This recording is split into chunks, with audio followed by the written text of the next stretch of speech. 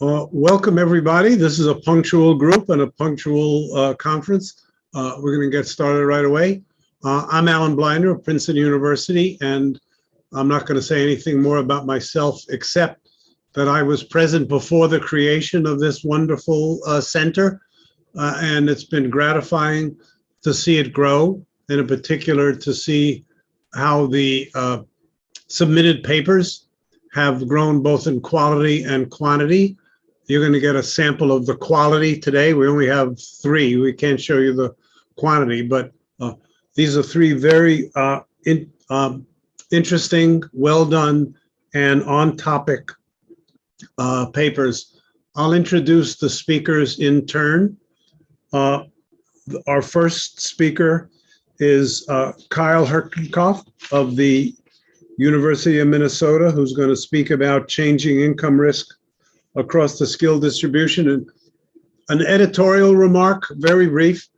I'm so used to seeing papers that say everything is bad for the lowest income people. It was refreshing to learn that the earnings risk gets concentrated among the high skill, not university professors, of course, but high skill workers. We'll hear much more about that from Kyle. So the floor is yours, Kyle. Thanks for the introduction, Alan. All right, so I'm going to make this large. Everybody seeing this okay? Yes. Okay. All right, so this is joint work with Carter Braxton at the University of Wisconsin, John Rothbaum at the US Census Bureau, and Larry Schmidt at MIT Sloan.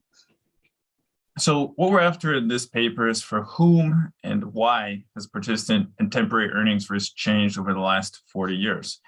If you kept your finger on the pulse of this literature, you know that most earnings risk estimations are very much a black box in which we estimate using generalized method of moments, earnings shocks, variances, etc. But we can't point to somebody at a particular point in time, particular person, and say who had an earnings shock, when, and why.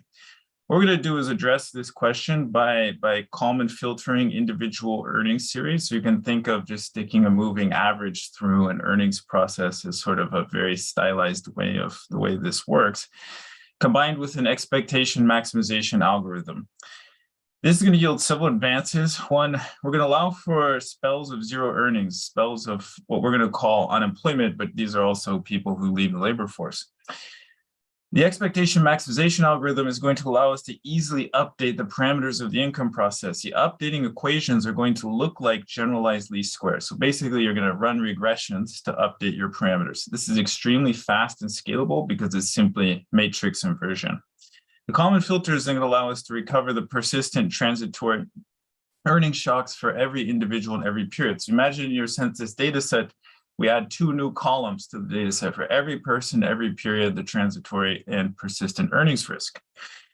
We're going to apply this to Social Security Administration data that's been linked to the CPS Smart Supplements. And we're going to examine first if filtered shocks align with what we see in the CPS. Does job loss align with permanent or transitory shocks when we filter our data? And second, this linkage can allow us to estimate changes in earnings risk in very fine partitions of the data, such as by occupation, by gender, by age, by you name it, because this model is so scalable. So what do we find? We find that since the 1980s, persistent earnings risk has risen by about 10%. And the scarring of the unemployed has worsened. So conditional on a year of unemployment, the rate at which your persistent earnings deteriorates has increased by almost 50%. We then dig into why, using all the demographic information we have in our data set. And contrary to many theories and many popular narratives out there, the rising persistent earnings risk and worse scarring is really a high skill phenomenon. What's going on, as Alan alluded to, we see this present among college workers and those in the highest skilled occupations.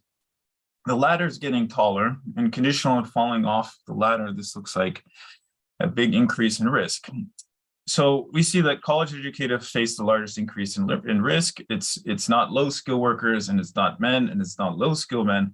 Workers in non-routine cognitive and computer intensive occupations have had the largest increase in risk. And what was surprising to us against our priors was that this is not really a Rust Belt story. So when you look at the geography of it, it's not automation or something that has to do with manufacturing in the Rust Belt. So should we care about this? The last step of the paper that I'm not going to have time to show you today is we stick the earnings process into a very standard Bewley-Huggett-Iagari model. The earnings process has skewness, non-zero skewness, and kurtosis. The way that works is job loss generates skewness in the model. Conditional observables, everything is Gaussian, but these job loss shocks and job switches generate skewness and kurtosis. Stick that in the model, and agents would be willing to give up 2.5% of lifetime consumption to keep their 1980s levels of earnings risk. Okay, so this is worth a lot to households. So let me tell you how this filter works. I'm going to go through the equation sort of lightly, but here you can think of the graphical representation of the common filter, which is easier perhaps to understand. So these black dots are Social Security earnings made up for somebody.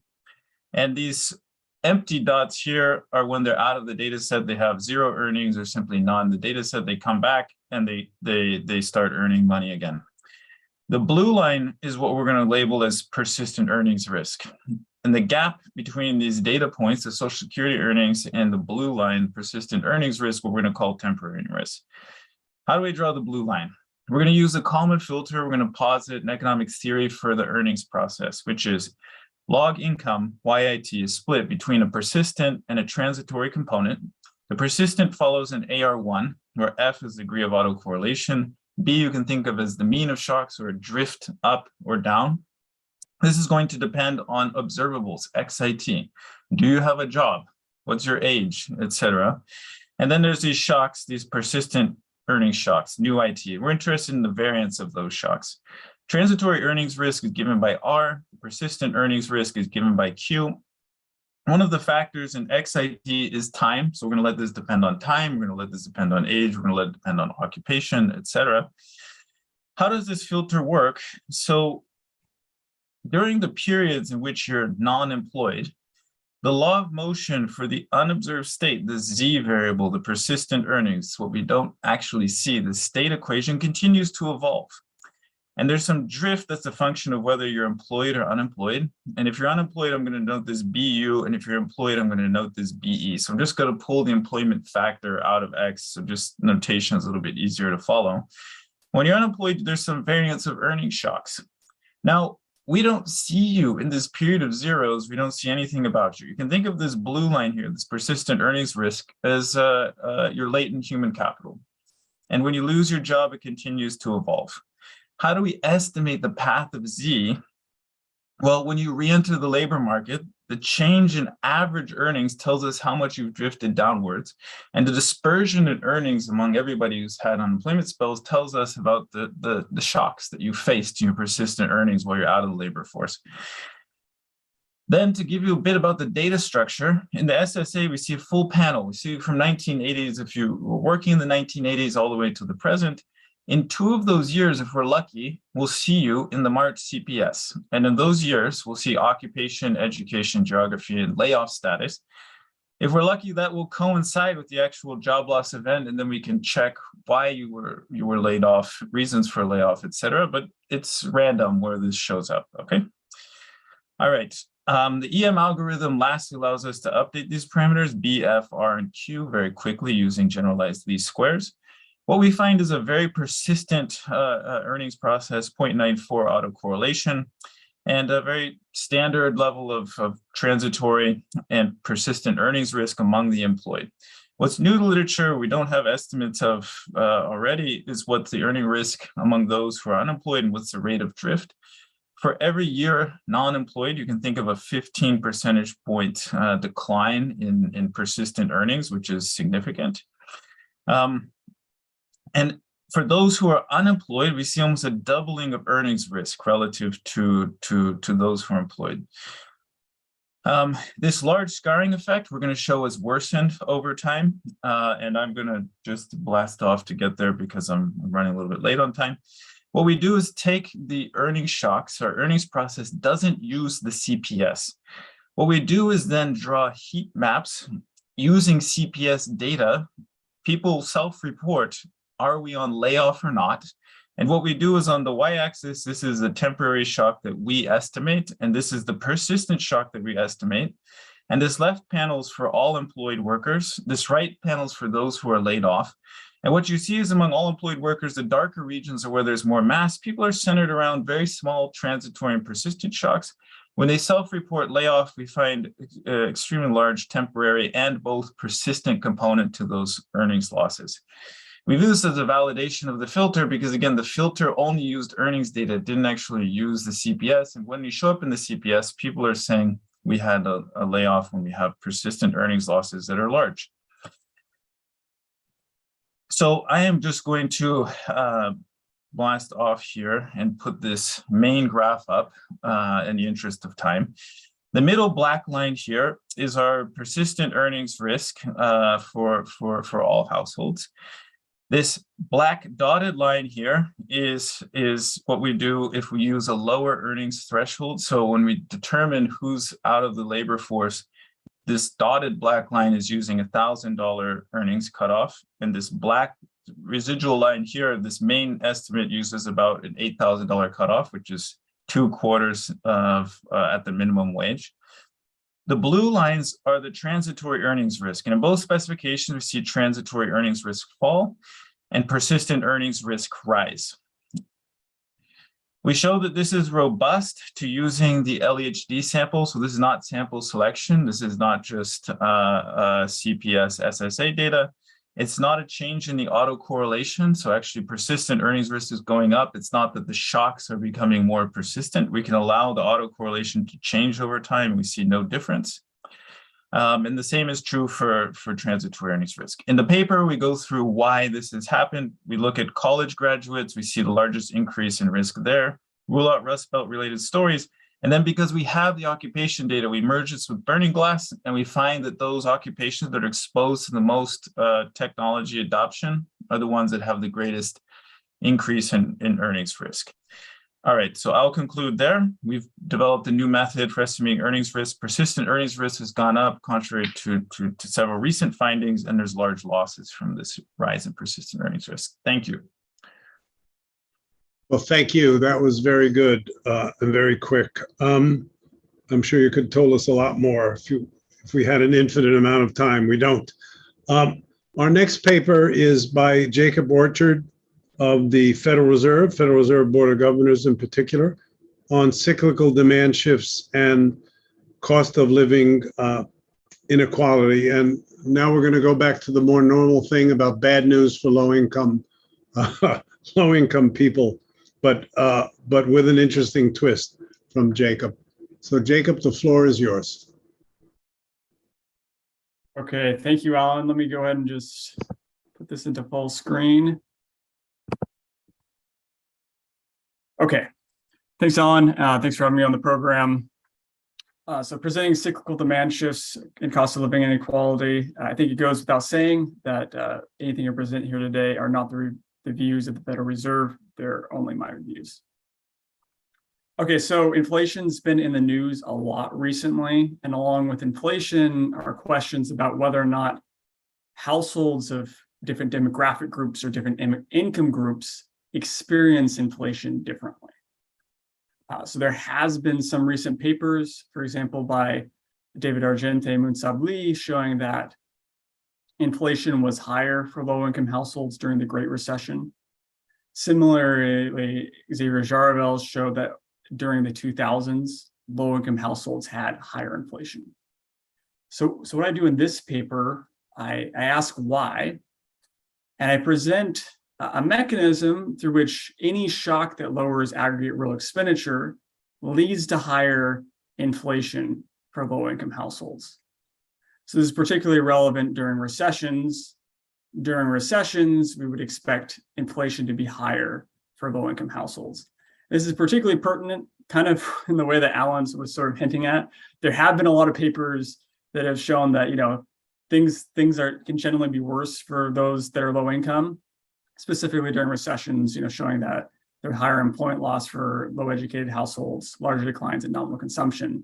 What this paper shows is that there's also a larger increase in the price index of low-income households as compared to other households during recessions. So how did this work?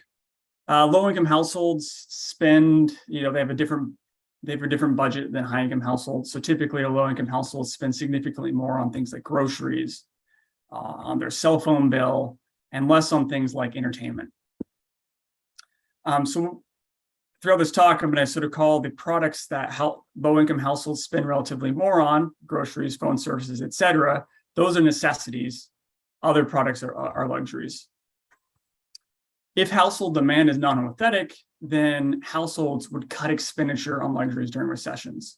So the intuition behind this is during recession, households cut how much they're spending, but they don't cut it equally on all products. You might forego a vacation to Cancun, but you're still going to go to the grocery store and buy groceries. If there's also some sort of concave production possibilities frontier, that'll lead to relative prices increasing for necessities during recessions, which, since low-income households have a higher portion of their budget spent on these necessity products, that's going to raise their price index. They're going to have higher inflation than other households. And just to be clear, the opposite can happen during expansions where, luxury prices would increase relative to trend compared to necessities. So I'm just going to graphically show the intuition behind this. I'm going to talk very briefly about sort of how to explore this more in the paper. So on the y-axis, we have the relative price of necessities. And on the x-axis, we have necessity share. So there's going to be a relative demand curve for households. So given a level of expenditure and a level of relative prices, households are going to decide how much of their budget they're going to spend on necessities. There's going to be a relative supply curve, which, if there's a concave production possibilities frontier in between luxuries and necessities, that's going to be upward sloping. And then if households change their expenditure, let's say their expenditure falls from X to X prime, that's going to lead to a shift out in the relative demand curve, which is going to lead to an increase in the aggregate share spent on necessities, as well as an increase in the relative prices. Once again, that's going to impact the low-income households more because they spend a higher portion of their budget on necessities compared to other households.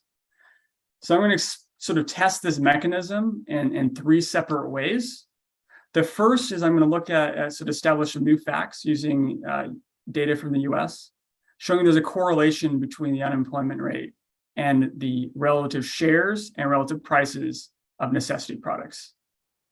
The second way I'm going to test it is I'm going to show that exogenous shock to expenditure, monetary policy news shocks, leads to expenditure falling, relative necessity shares rising, as well as relative necessity prices rising. And the third way I test it in the paper, and I'm not going to talk about much today, is I also embed this mechanism into a quantitative New Keynesian style model, which is able to explain a lot of the variation in necessity shares and prices that I see in the data. Okay, so what this graph right here shows in blue is aggregate purchases of necessities, and in gray is aggregate purchases of luxuries. So you can see that throughout the 90s, both of them are following a similar trend. Then in the 2001 recession, the necessity purchases continued to increase, the luxury purchases flatlined. Following that, both types of goods, aggregate purchases increased. But then during the Great Recession, necessity purchases continued to expand, but luxury purchases fell. So sort of all of the fall in consumption that we saw during the Great Recession can be explained by a fall in purchases of luxuries, but not of necessities. Then after the end of the Great Recession and we started into recovery, luxuries purchases started to recover, COVID-19 hit, consumption fell for all goods, but it fell more for luxuries than it did for necessities. So this graph right here, this shows a scatter plot where I have the relative necessity price on the y-axis and then the unemployment rate on the x-axis. I'm using combined CEX and CPI data, and so I can look back using the CPI data quite far for a subset of products, of 17 products back to the 60s. And then I have a larger subsample of products in sort of more recent years. What I find is a strong correlation between the unemployment rate and the relative price of necessities. So I explore this a little bit more in the paper. I show that a 1 percentage point increase in unemployment rate is associated with a 1 to 2% increase in relative necessity shares. Similarly, a 1 percentage point increase in the unemployment rate is associated with a 0.7 to 1.5% increase in relative necessity prices. So I can test this more formally by using monetary policy news from Bauer and Swanson, which I treat as an exogenous shock that affects expenditure. And I do a panel local projection where the left-hand side variable is either the aggregate log share, which is taken from the Consumer Expenditure Survey of sector J at time t plus h, or the log price. And the main coefficient of interest is this coefficient in blue, which is the interaction between the monetary policy news shock and a binary variable about whether or not the product is a necessity or not.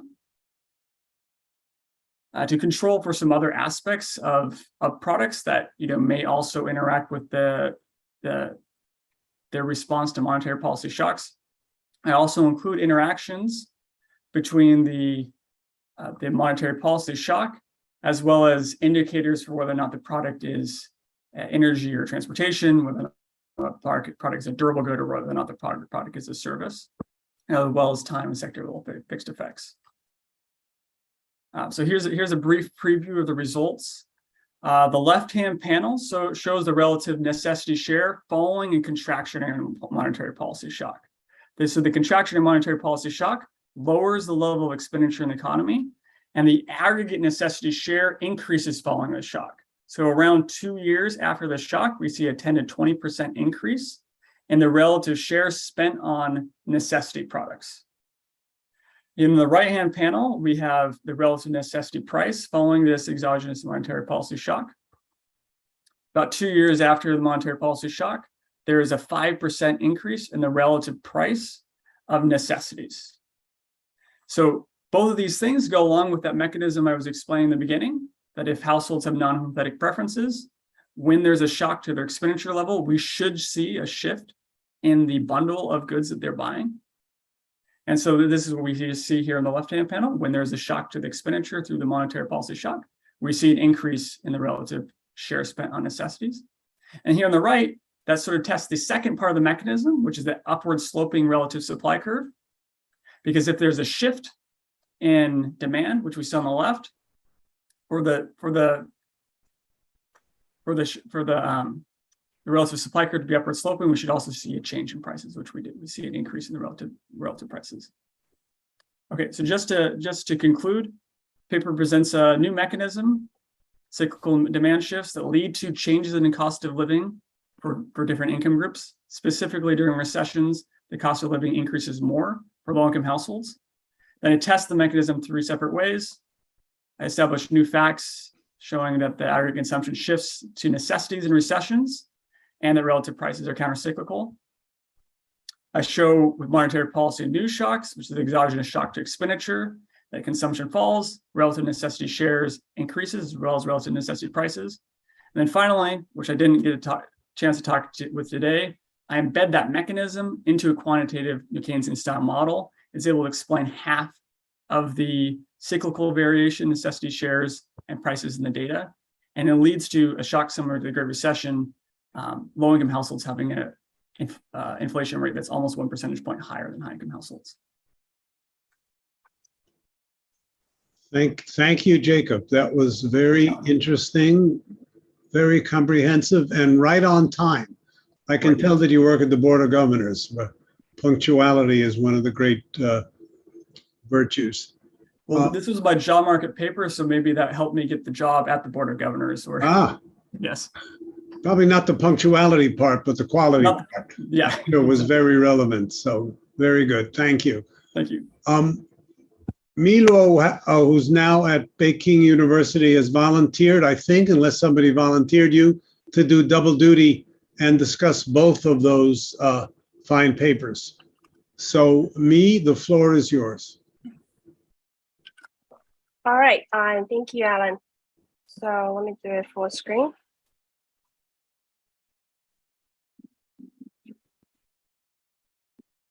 All right, so please feel free to stop me if anything technical freezes or anything.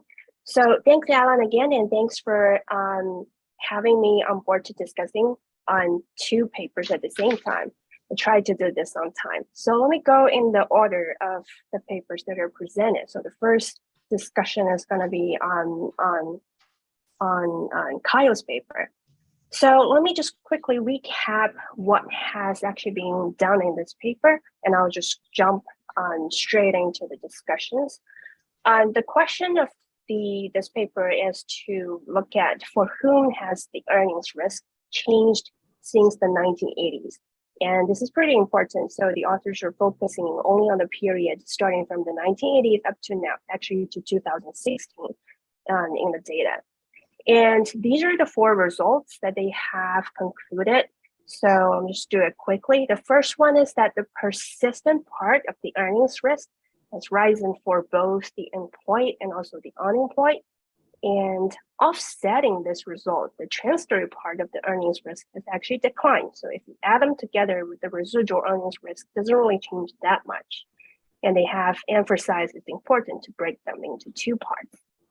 And they have looked at different demographics, trying to look at what are the drivers behind this trend. And they have concluded that this change is concentrated among high-skilled workers only. And there's some welfare calculation that this increase in the persistent earnings risk has larger welfare loss. So this is just a quickly recap of the main result that has been shown in the paper in a graphical sense, right? So on the left, you see that for the employed people, the persistent part of the earning risk increases, and on the right, it's the temporary part that has been decreasing over time. So I am a heavy user actually of the researches on changes in the income inequality and income inequality overall, because I work on wealth inequality mainly. And my questions or suggestions all come from that perspective, right, from the user end perspective. So my first comment is actually it's rather a question, right? So I noticed that the authors have found that if you change the cutoffs for the minimum wage in order to include people into the sample, you will have slightly different results for this residual log earnings changes. So on the left of the graph in here, you have the straight line, this line for the overall residual in their baseline. And if you lower the cutoff for the minimum wage, include people in, that will actually decrease the change in this earnings change. And on the right, you have a further breakdown on comparing this baseline, temporary and persistent in these dashed lines in here. And if you have the lower minimum wage cutoff, that will give you the lines with all these dots in here. Right? So in particular, the temporary earning risk, they would decrease a lot more compared to the baseline. So my question is from the user point of view, on how are we going to choose this cutoff? Right? So is there any guidance on that? And the second comment is that they have done this hypothesis testing about what are the demographic drivers behind this trend. They look at education, geography, routine versus non-routine, and then the skill level. They also actually look at gender, and the results are in the appendix. So my suggestion is, can we simply do a horse race decomposition? Because a lot of the demographics, they do interact when it comes to a specific person.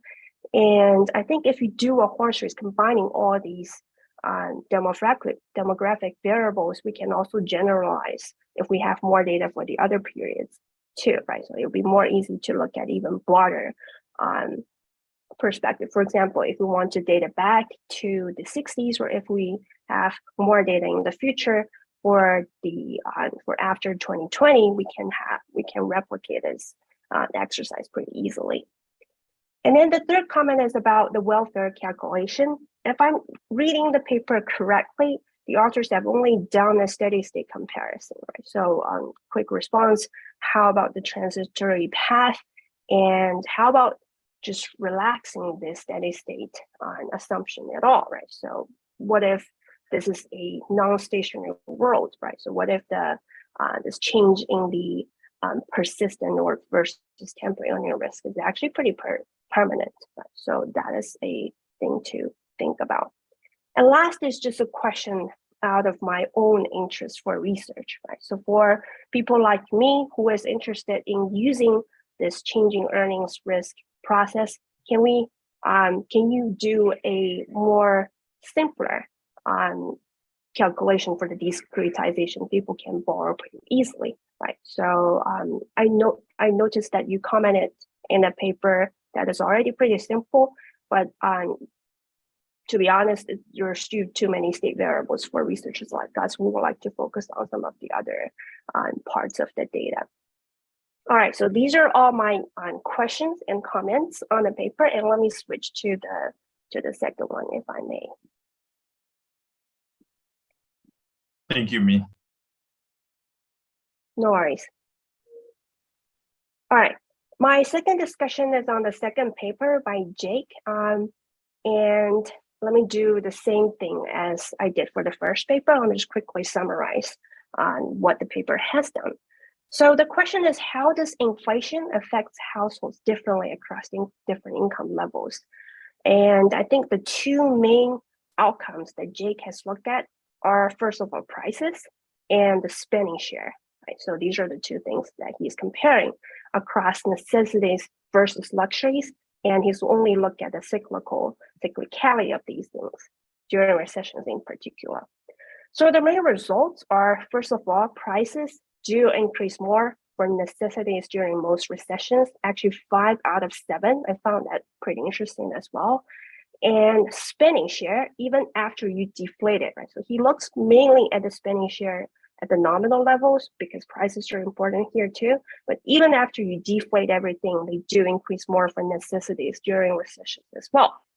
I think the mechanism that he has used in order to explain this differences between necessity and luxuries, the cyclicality in those two things are pretty simple and very straightforward. So you have an increasing NPL in the production function, and you can combine it with the non-homothetic preferences over consumption in these two sectors.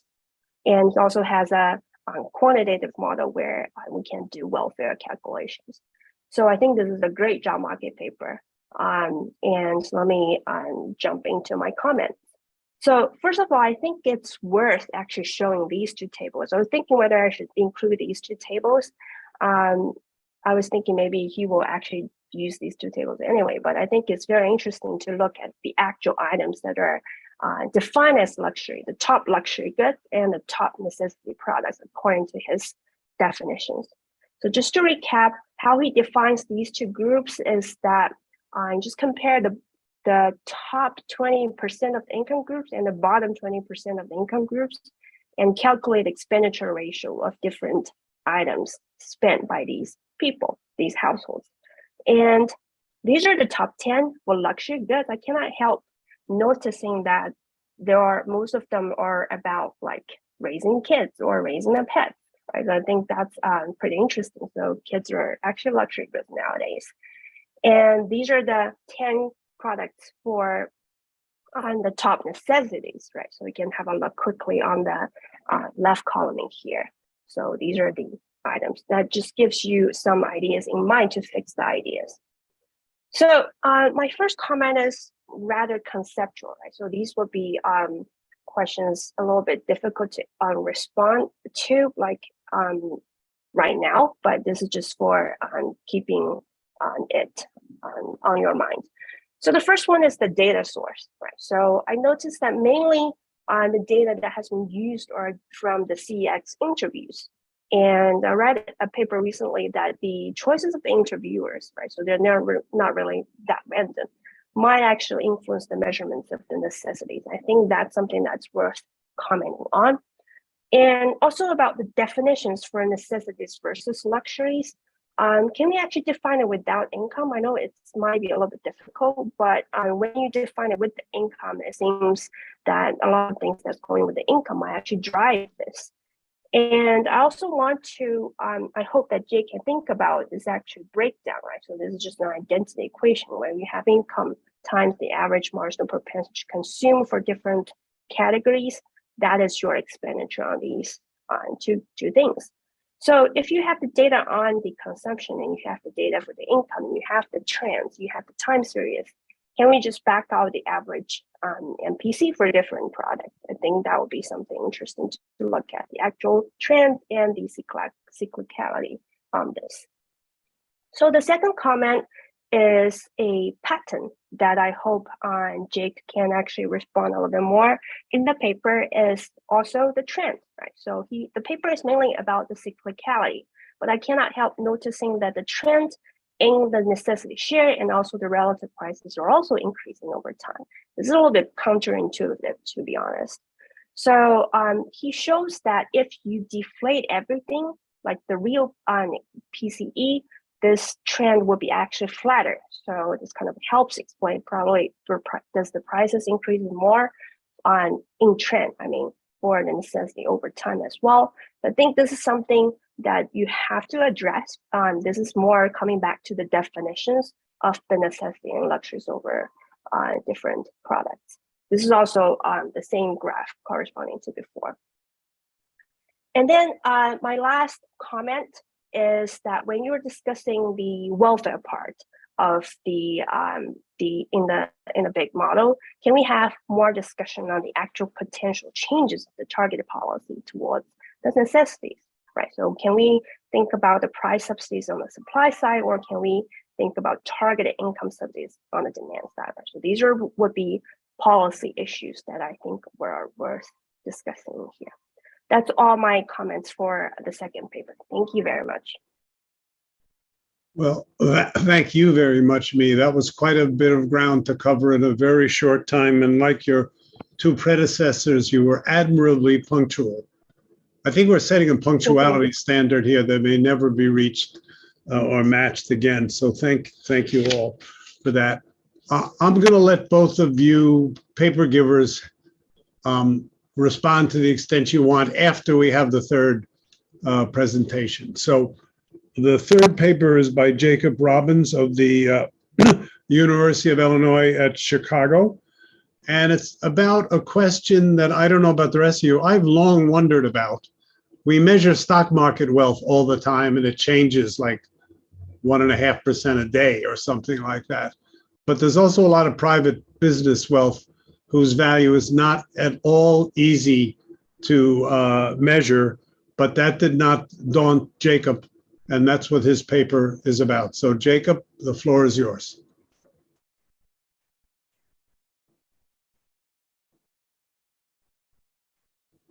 All right.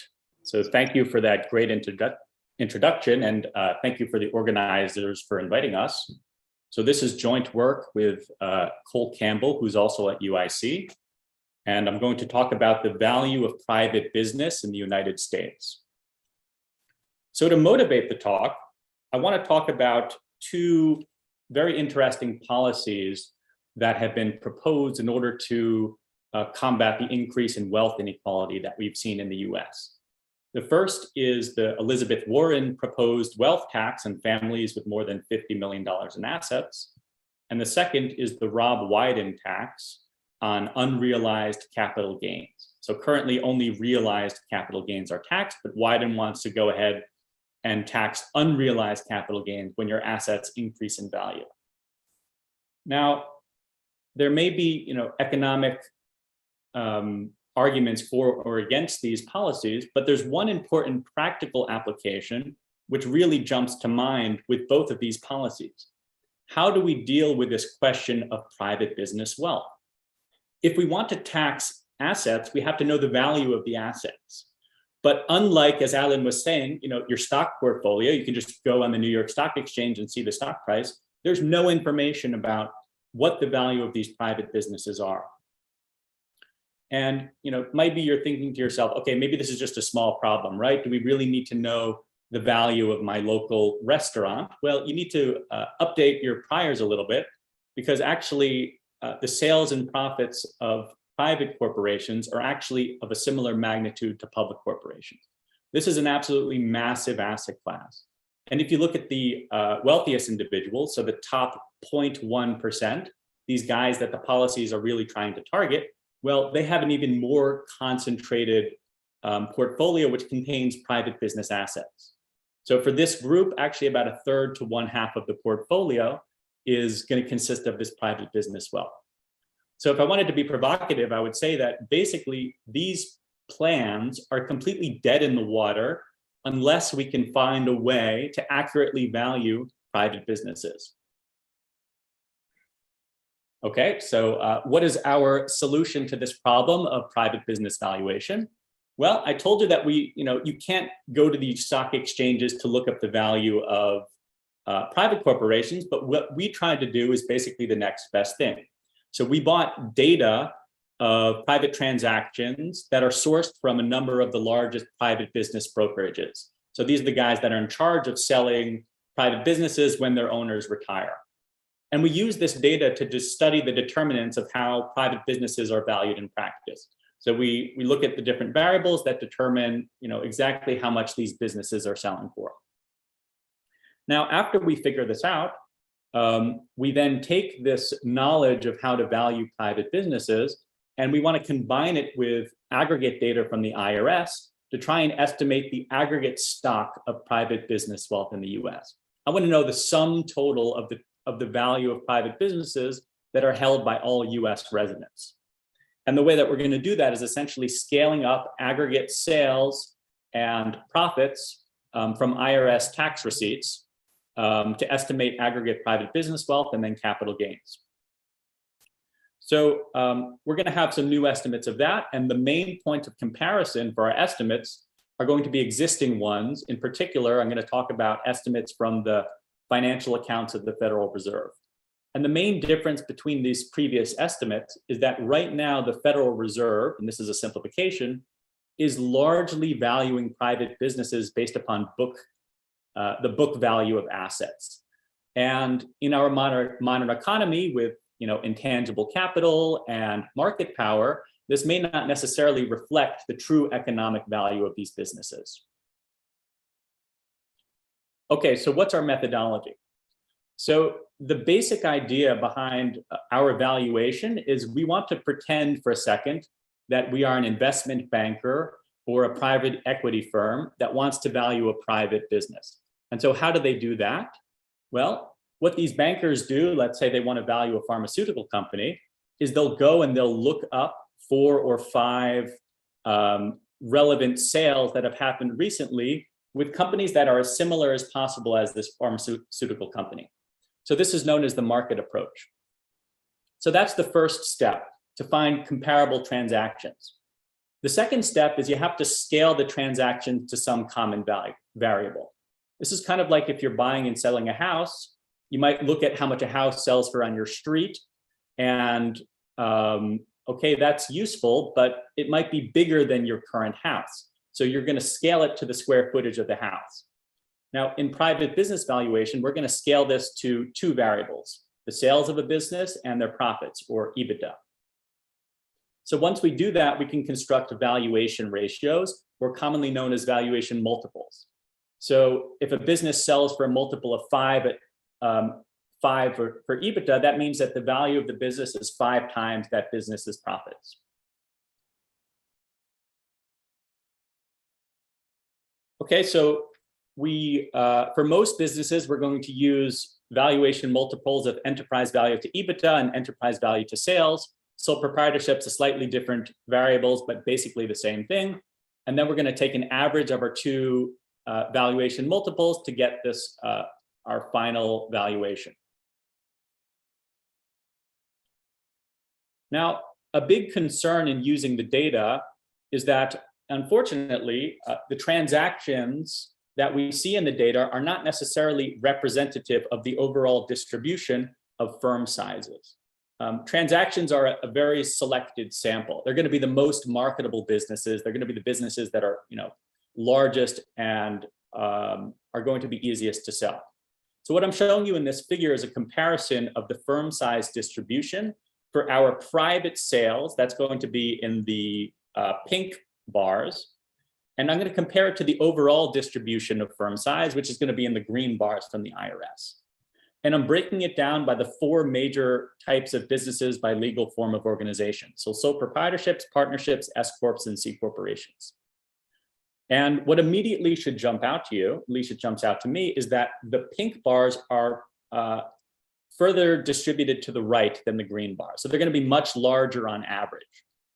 And this is potentially a problem because remember, we want to estimate the average valuation of our businesses. Now, there's going to be some other ways in which our data is non-representative as well. If you look at the distribution of industry, for example, we're going to be overweight restaurants and underweight construction, for example. So the way that we get around this is instead of estimating a single valuation ratio, we're going to estimate these valuation multiples within cells. So we're going to estimate them within a firm specific, industry specific, size cell specific, legal form of organization, and year cells. And so the fundamental assumption we're making is that within these relatively similar groups, so same size, same industry, same year, same legal form, the firms that are in our transaction data are going to be similar to the overall sample of firms. Okay, brief word about the data. So who are these guys? Well, it's a company called Business Valuation Resources, and they're basically the go-to company for compiling all of this data on business sales, and they sell this data to business brokerages. So they're very involved in kind of this private business transaction data brokering. And so we have about 13,000 S corporation transactions, 6,000 C corporation, 14,000 partnership and sole proprietorships from 1996 to 2018. So our first result is going to be about how are these private businesses actually valued compared to public corporations. And what I'm showing you is this valuation multiple that I was talking about, the average enterprise value to EBITDA ratio for all different types of corporations. And so there's a very interesting gradient to how these companies are valued. So I want to focus first for the yellow line here. These are going to be public corporations, CompuStat, and these are generally, but not always, going to have the highest valuation ratios. So they're going to be valued at, maybe at 12 to 15 times earnings. Now, below that are going to be the private C corporations. And generally, it's going to sit below the CompuStat, but there are some years in which it's above. And again, roughly on the order of magnitude of maybe 9 to 14. Partnerships are the slightly smaller businesses, and they are valued at a discount generally to these public corporations. S corporations have significant discounts, so the enterprise value to EBITDA is more on the 4 to 8 range. And then finally, the sole proprietorships, very little time series variation. It's just a flat bar of valuations multiple at about 2x earnings. So how do these valuation ratios actually translate into aggregate private business value? Well, this is our data for partnerships. And in all of these graphs, I want you to focus on 2 of the lines. The first line is going to be our estimate. So that's going to be these red circles. And the main point of comparison for, because we don't have that much time, is going to be the financial accounts, which is going to be in the blue. So for the most recent date in 2018, we estimate a very large stock of partnership wealth in the US. So on the order of magnitude of about $11 trillion. Now, what is the Federal Reserve currently estimating for partnership wealth? Well, it's actually under $1 trillion. The book assets are something like 750 billion. S corporations, there's still a gap, but a slightly smaller gap. We have 4.5 trillion compared to 4 trillion in the financial accounts. C corporations, we have about 2.5 trillion compared to less than 2 trillion in the financial accounts. And so if you add up all of our different estimates across the private asset classes, we estimate a total private business stock of wealth at $17 trillion. And that's compared to only $6 trillion in the financial accounts. So a very big difference. between us and what kind of the standard result is currently. Okay, a couple of final results. So we can see how these changes in private business values, which increase over time, translate into capital gains. And so we're going to estimate capital gains by changing the total change in private business wealth and then subtracting new investment and retained earnings to estimate capital gains by legal form of organization. And maybe not surprisingly, given the very large asset values, we see very large capital gains on private business wealth over the past 20 years. So they can be on the order of 5 or 10% of GDP. Now, one application we wanted to talk about is to see how our new estimates of private business wealth increases measures of wealth inequality. Because the current distributional national accounts, the Piketty-Sias and Zuckman results, they generally take numbers just from the financial accounts as is. Jacob, can you wrap up in about 2 minutes? Yep, gotcha.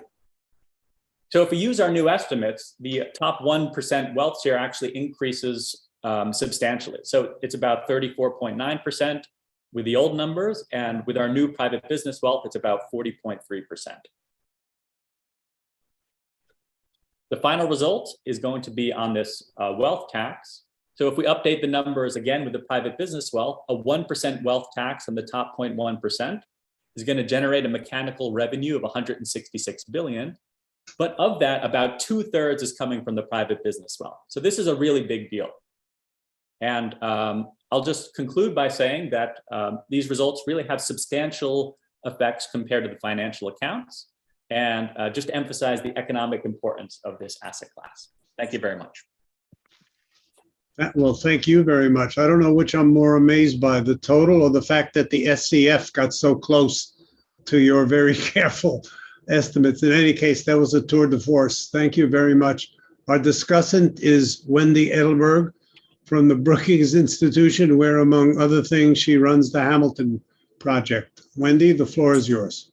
Excellent. All right, let me look at the time. I think if we're behind time, No, we're fine. Okay, great. We're fine. Okay, so first, let me say I really enjoyed digging into this paper. They're using a fantastic data source that I think has a lot of potential, given how much information they have about each one of these transactions. So I am excited to see what they do with it going forward. I'm guessing that this is just a first step in a long line of really productive research. And it's a very nice improvement over the financial accounts. And I'm gonna talk a lot more about the survey of consumer finances, but regardless of what we have in the SCF, these data provide a lot more granularity than what's in the SCF. So I think that's part of their potential. So they use this figure 1 to argue quite persuasively that they have pretty good coverage of the largest firms, which is, of course, what's most important is if what we're trying to do is estimate aggregate valuations. So take, for example, partnerships. What you can see is that, so their data is in the pink, the green data is the IRS data, and that's shaded behind the pink for partnerships. They in fact have even, they're clearly covering the firms with the largest sales by distribution. And that is true across the board. So I'm pretty confident that, that they've got the largest firms, but putting up again the appendix figure that Jake put up, their distribution is clearly skewed relative to the universe of firms. So like for sole proprietors, these are almost non-overlapping distributions. And partnerships is also quite worrying how different these distributions are. So their transaction data is far more skewed to large firms than the IRS data. And that's true across the board. All right, so what they do is they go through a lot of adjustments to try to put us at ease that that they can adjust for the skewness in the distribution of the transactions relative to the IRS data. And the approaches that they're taking are quite clever. But I wonder if rather than try to reassure themselves that the differences don't interfere with their ability to estimate aggregate valuations, I suggest they just lean into the differences. I actually found the differences, I'm just going to go up a figure again. I actually found these differences super interesting and worth exploiting and exploring. So my suggestion, let's see if I can now, oh, for Pete's sake. Okay, here we are. So for example, what if we were to assume that the survey of consumer finances was truth? Then, that's a problem on a couple of fronts. For example, the survey of consumer finances has far fewer observations than we would like, and certainly than the transaction data. That can be helped by aggregating across years. And you have to make adjustments to compare what they have in the transaction data to the survey of consumer finances data. But if we took the hypothesis that the survey of consumer finances is truth, then they could compare their data to the survey of consumer finances data where they have really clear overlap. So where they have good coverage of the same kinds of firms that are in the survey of consumer finances, and that could tell me whether or not firms that are being sold are different from the overall pool of firms. There's lots of interesting questions that you might ask. So we might see that firms in bins where there are very few transactions have higher valuation ratios than in the survey of consumer finances. So I can believe that there's asymmetric information for certain kinds of firms where the private owners believe that, maybe rightly or wrongly, that their firms are far more valuable than a market price would suggest. And so they hold on to the firm rather than selling it. Perhaps we'll see that large firms in the transaction data have higher ratios than in the SCF because of the selection of which firms are sold. If your firm is particularly marketable and is going to attract a really high price, then you sell it. It's also possible that the differences actually don't show a pattern, and that these valuation ratios are actually quite similar across bins. And that would then give me, a lot of comfort that the transaction data is not biased, and that we are totally fine just focusing on firms that are being transacted and trying to figure out what these valuation ratios are. But the good news about asking these sorts of questions is that however the answers come out, I think the answers are interesting. Okay, so actually almost done. So I do worry, even though appreciating that I don't know the answer to this question, I do worry that the magnitudes of the valuations where the data are thin might not be so accurate. So for example, I would like to see how much of the aggregates are accounted for by different firm sizes. I completely appreciate that the C Corps are very skewed in size. Let me come back up here. So if we look at the C Corps, we know that, well, let's go here. So if we look at the C corporations, we know that the vast majority of sales are accounted for by the largest firms. So yes, check. But on the other hand, Wendy, I don't think your slides moved. oh, sorry, I'm clicking on there we go. Thank you. Yep. So the vast majority, thanks for the heads up. So we know that the vast majority of sales are accounted for by the largest C Corps. So that's fine. But we also know that there are a great number of even C Corps that are small. And so we are, what the authors are doing is taking, if I understand correctly, is they are taking valuation ratios and they are applying those valuation ratios to these great many C Corps that are relatively small. And I am not terribly confident that we have the right valuation ratios to be applying to those small firms. I don't have a great sense as to how big of a deal this is for the aggregates. These are a lot of firms, but it may well be that even after, aggregating up with their value, with these multiples and the valuation ratios, it may well be that it's not a terribly large contribution to the overall aggregate, but I'd like to know how big it is. And similarly, the distribution of sole proprietors and partnerships by size in the IRS data and the transaction data do not overlap much. So here again, I know that I'm just going to make the same point with regards to sole proprietorships.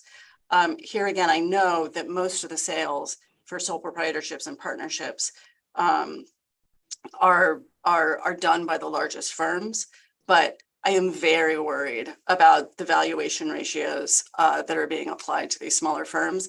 And I would love to know how much of the aggregate of these private firms, in terms of private wealth, is being accounted for by these small sole proprietors and partnerships. And the last thing I'll say, because I'm all done, is, and this is maybe just using my prerogative that I have the floor, and then I guess we're going to open it up to a larger discussion, is I wonder, I should know this, but I don't really know the answer. Why aren't we all just using the data from what gets collected at inheritance? So the IRS has to value these firms when if they're when they're passed on, and frankly, I think my own preference, if we were talking about a wealth tax, would be just tax it at inheritance. I get the huge political problems that are associated with that, because that puts the revenue, the revenue being collected way down the line. But it strikes me that other than the political problem, it solves a whole lot of problems. So I'm wondering what Jake thinks about that. Thanks. It was a lot of fun to read. Well, thank you, Wendy. That was admirably terse, especially given how much ground you covered. On your last remark, you may remember somebody once tried to find how many farmers in Iowa would be hit by the inheritance tax. I think he couldn't find anybody, or he found one or somebody like that, given the exemption. You're right, but it still has to be valued to figure out whether or not you're under the exemption. Oh, yeah. Oh, yeah. No, I wasn't disagreeing with you at all. Thank you very much, all of you. That was a terrific session. And to me, it echoed what I said at the beginning. Not the quantity, we only have 3 papers, but also 2 good discussions, but the quality of the research that's been coming in to the Washington Center for Equitable Growth. So thank all of you. Before we open to questions from the floor, let me give each of the paper authors, starting with Kyle, a chance either to answer questions or object to anything the discussant said, or anything you'd like to add. Not at great length, but give each of you a few minutes. Go ahead, Okay. Kyle. First of all, thank you for including me in the session. Thank you, me, for the comments. Let me just briefly put one more slide back up here. So I think there was time constraints, so I couldn't go through this quickly. The people that we count as missing in our data set or zero earnings are not actually earning $0. They earn less than a threshold. The beauty of the Kalman filter is that we can include everybody in the sample, whether you are above or below the threshold. So when we move the threshold around, we're not changing the sample at all. It does matter for the results, and we're comparing ourselves to the existing literature. And it does matter for the trends of persistent earnings risk, the magnitudes, but it's always the persistent earnings risk is increasing. The tools that we're sort of handing researchers allow you to robustly compute persistent earnings risk while not throwing out pieces of data based on an arbitrary earnings cutoff. So you determine what's a white dot and what's a black dot. If the earnings threshold is $1,000, maybe you include these 2 as out of the labor force, but the sample remains the same. So thanks for the comment to me, and I'll hand it over to Jacob. Yep. Go ahead, Jacob. You've got 2 or 3 minutes. Go ahead. All right. Yeah. Thanks, me, so much for the discussion.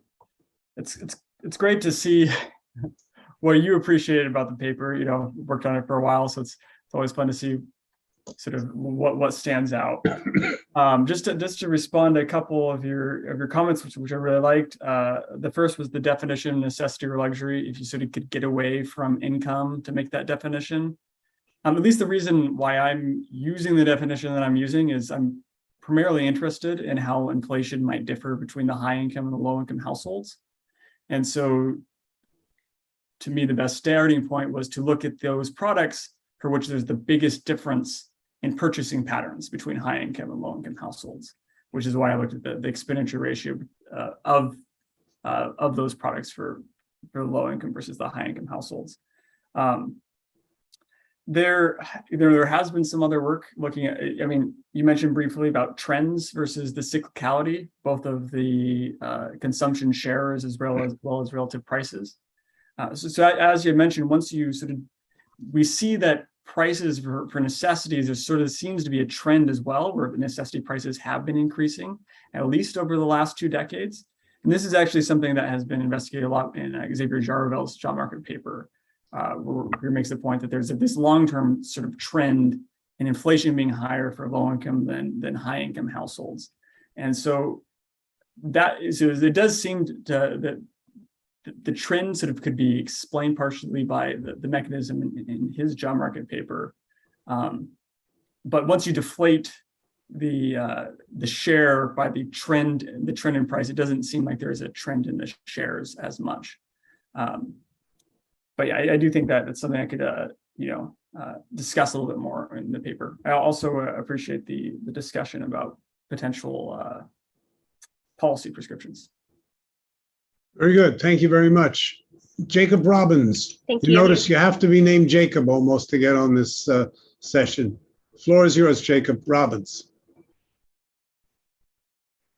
Just want to thank you, Wendy, for the many interesting comments. And I think you've raised a number of points that I would like to look at further. So there's the question of, okay, there's a difference in the distribution between who's sold and who's not sold. Can we use our data to determine what is actually determining the sales function? Are there certain businesses that are more marketable? Are there certain business owners that they have too high of a value on their firms? An interesting finding that we did find is that small business owners do tend to overvalue their firms in the SCF relative to what we see. Actually, the easiest thing to value is these small businesses. It's almost like clockwork, how little variation in the multiples there are. If you're a small sole proprietorship, you're probably going to sell at 2 times earnings or 1 time sales.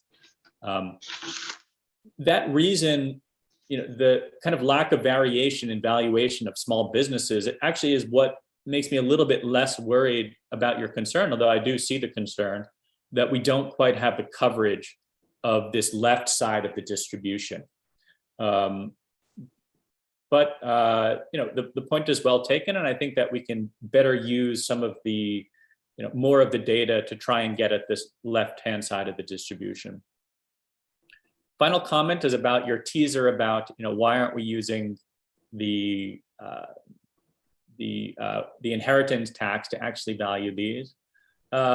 I'll just say that just follow this space, and I think I'm gonna be using some additional IRS data to better get at this question, at how we value these businesses. Thanks. Okay, thank you very much, Jacob. For the 2 discussants, only if you have something earth-shattering, you feel I'm putting a pretty high bar here, because I want to see if we have some questions from the audience. And I was told to look at the Q&A thing. I don't see one. Management's on the line. Tell me where to click. I'm looking at the chat. I don't see anything there. If you have a question, you can put it on the chat. Not seeing any.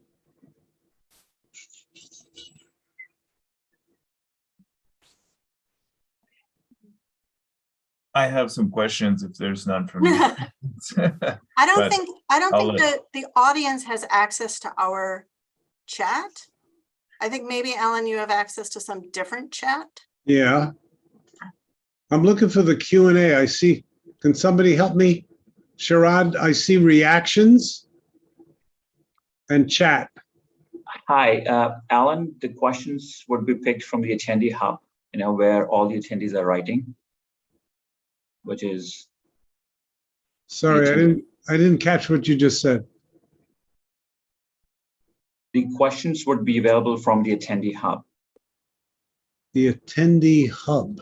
Alan, it's okay. I think you can just, any audience members that have a question, why don't you put it in the chat, and Alan, you'll be able to gather it from the chat in the Zoom.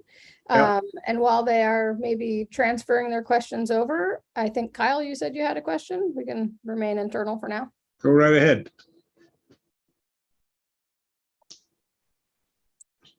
Okay, so one for Jacob Orchard.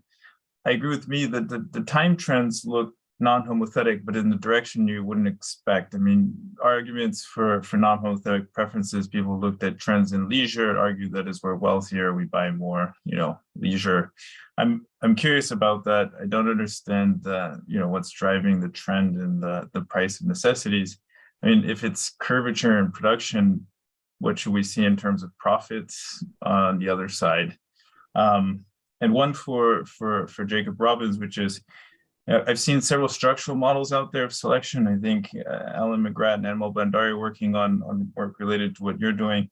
It would seem like some selection on observables, some simple Tobit or Hackett selection correction would go a long way. I mean, just selection on observables. Interested to hear if you've explored that. Yeah, no, thanks, Kyle. No, that's a good point. Yeah, so just overview, if you look at nominal shares of necessities, as well as the relative prices of necessities, there is a trend. Both of those are increasing. Given that income has been increasing in the United States, that seems to go against this idea of non-homothetic preferences and this concave production possibility frontier.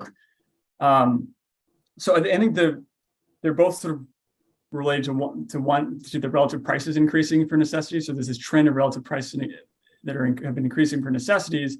And the way that sort of Xavier Jarreau explains that is the idea that inequality has increased over this time period.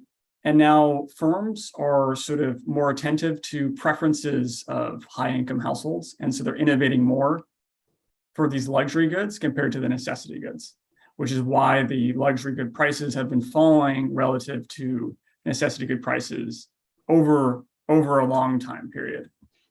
So in some sense, the mechanism sort of to explain the trend is potentially the opposite of the mechanism to explain the cycle. So the mechanism to explain the trend is when you have a higher portion of households that are sort of want luxury goods, then there's going to be sort of more productivity, lower prices for those products.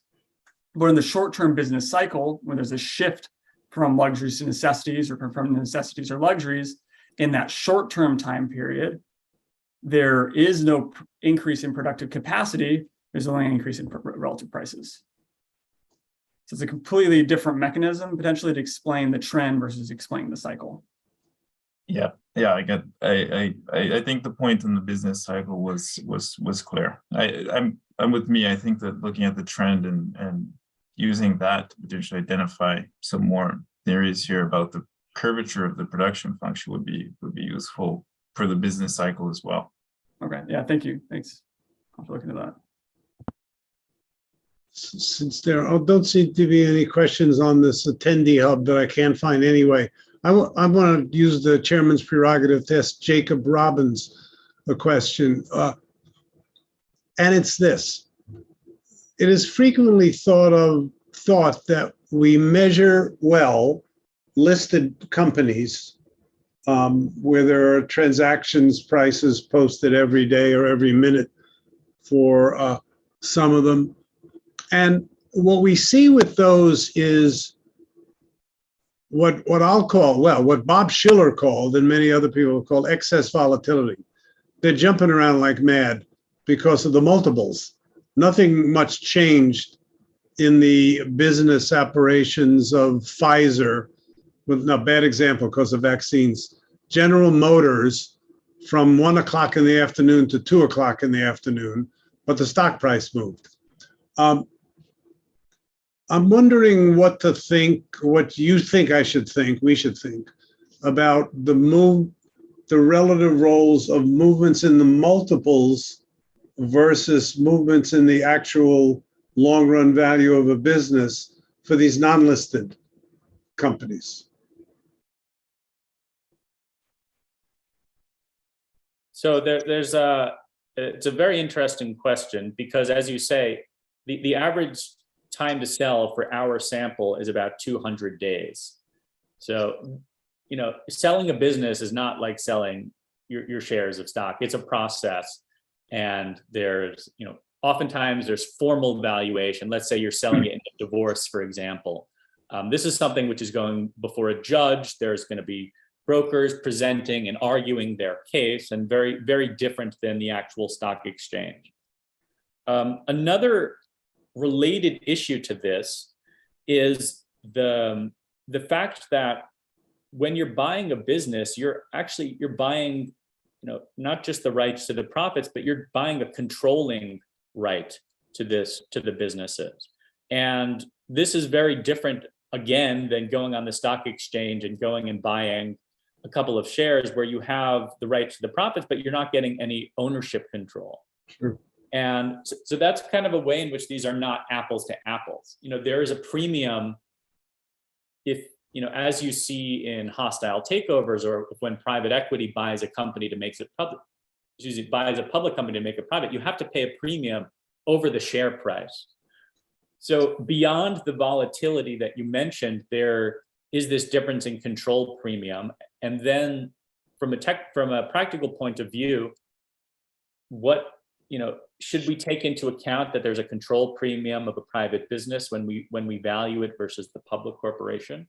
And I would say yes, because this is relevant to the valuation of the business. Should we take into account any liquidity discounts, though? On the other hand, the fact that it takes 200 days to sell these companies versus a public company. And it's funny to see how the courts actually go ahead and make this decision, because this comes up and they just throw out random numbers. Basically, they'll say, okay, there's a control premium of 30%, but then there's a liquidity discount of 30%. These cancel out, and the wife gets $10 million or whatever. So I guess that doesn't answer your question, but there are differences that you have to take into account. Sure. No, it's a hard job. It's a very hard job. I'm probably the only one on this that has actually sold a private business. And it's a big, big deal, a very big deal. And it does depend on the multiple in the public markets. When the public markets are good, there is a multiple in the private markets, you just don't see it. But it's highly correlated with the multiple of in the public markets. And so sales are going to be much more attractive to the business owners when the public market is high. Anyway, we don't want judges deciding what or divorce lawyers deciding what the values of businesses are in the data, never mind in the trial or in the legal case. Kyle, I'll just briefly respond to your question. Short answer, and maybe embarrassingly, no, we haven't run any selection correction models, but it is now on the list. Yeah, I think that's fairly straightforward. We have a pretty standard prediction problem, and I don't know, probably in the paper you'd use some holdout sample and you test against subsequent sales, but seeing some of that would reassure us you've got an accurate prediction model. Yeah, I will say, I guess because I have time, so that the difference, like, okay, why are we estimating these averages? Why aren't we just running a regression, right? And the big reason why is because at the end of the day, we have to scale up just one number from the IRS. And when you run a regression, you need to have an intercept variable. And so I would need to know the number of actual firms that there are in the IRS? And that's not an easy question because a tax return is not a firm, especially for the partnerships. So there are reasons why we did not use, just a more standard prediction type of model. But going beyond that, you have two noisy measures of one, or effectively three noisy measures of one underlying, true value of the business. You got the IRS, you got your database, and you have the SCF. And this is, standard filtering problem as well, where, if you take a stance on what the nature of the measurement error is, I think you can use more measures, not just your private database, but combine this with the SCF to get a more accurate prediction model. So I think, let me wrap up by just repeating once again, those were three very, very nice papers, and thank each of you for your good work and for bringing it to this event. And thank you, the two discussants, for digging in very deeply and giving us excellent discussions, excellent discussions by excellent discussants. That's a new tongue twister you could try to say 5 times fast. Anyway, since I don't see any questions from anybody else, I think we might as well. Alan, I have. No, go ahead. Sorry, it's Corinne here. I have a question from the audience. I'm passing along. Okay, good. Please do. Yeah, it's for Kyle. How do your results on earning dynamics by earnings level compare to Gouveden's findings? And if there's a difference, what do you think explains it? So that is a good question. I actually have a slide on that, but very simply, the 1-year arc earnings changes going down and the 5-year arc earnings changes going down, if you put those in a very simple model, imply that persistent earnings risk has gone up. So we agree with Fatih Gouveden. Let me just show a slide here for a second. So we find that, so this black line here is a 1-year change in earnings risk. The red line is a 5-year change in earnings risk. And depending on the cutoff, you can get these to really slope downwards. If you write down a very simple income process, which is permanent plus transitory, and then random walk, so ZIT is ZIT minus 1 plus white noise, you can solve this model by hand. And what you see is that the decline in the 1-year earnings risk more than 100% explains the decline in the 5-year earnings risk. What does that tell you? Persistent earnings risk must have gone up. So you can draw, inference from very simple models, but we agree on the facts. And there's a very simple model would imply that persistent earnings risk has gone up. The thing is, the 5-year earnings changes include a transitory component and a persistent component, but the transitory's fallen so much that persistent has to go up to match the two moments that you have in the data. So that's something, I didn't have time to talk about, but it's in the paper. Thanks for the question. Okay, anything else? Corinne, you have anything else that I can't see that you can see? No, I think that's everything. We can close it out. Thanks. Okay. Once again, thank you all very much for your contributions to this session. And Sharad, we're ready to end this session right now. I see your note. Don't stop the stream. Okay, you got it. Thank you. Bye now.